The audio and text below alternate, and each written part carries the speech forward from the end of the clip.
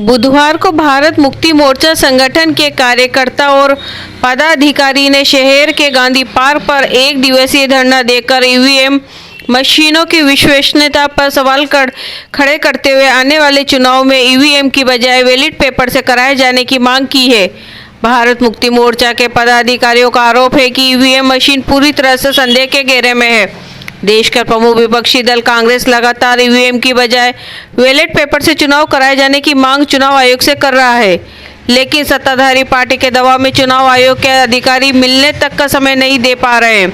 मुक्ति दल संगठन के पदाधिकारी तर्क दे रहे हैं कि ईवीएम मशीन इलेक्ट्रॉनिक आइटम है, किसी भी इलेक्ट्रॉनिक आइटम में गड़बड़ी हो सकती है, इसलिए उनके द्वारा मांग की गई है कि आने वाले लोकसभा चुनाव को ईवीएम के बजाय बैलेट पेपर से कराया जाए। उन्होंने हाल ही में हुए मध्य प्रदेश के विधानसभा चुनाव को लेकर भी ईवीएम मशीन की कार्यप्रणाली पर सवाल खड़े किए हैं और कहा है कि बीजेपी को उनकी कल्पना से भी ज़्यादा सीटें आई हैं, जबकि बीजेपी के कई नेता कांग्रेस सरकार बनाने की बात चुनाव से पहले कह रहे थे।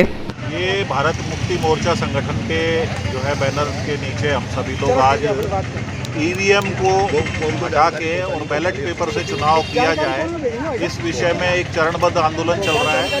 इसका दूसरा चरण जो आज जिला मुख्यालयों पर धरने के रूप में है, इस विषय में हम बैठे हैं।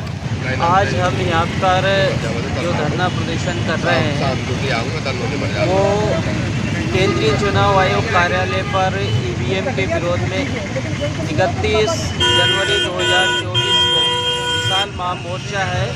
उसके संदर्भ में भारत मुक्ति मोर्चा के राष्ट्रीय अध्यक्ष माननीय वामन मेश्राम साहब द्वारा चरणबद्ध आंदोलन घोषित किया गया है।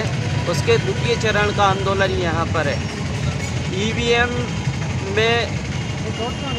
ईवीएम से जो चुनाव करवाया जा रहा है वो ईवीएम पर जनता का विश्वास नहीं है और ये हम नहीं कह रहे हैं। ये 8 अक्टूबर 2013 का जो जजमेंट है सुप्रीम कोर्ट का कि ईवीएम से मुक्त, निष्पक्ष और पारदर्शी चुनाव नहीं हो सकता है, तो जब सुप्रीम कोर्ट इस बात को कह रहा है कि ईवीएम से मुक्त, निष्पक्ष, पारदर्शी चुनाव नहीं हो सकता है और ईवीएम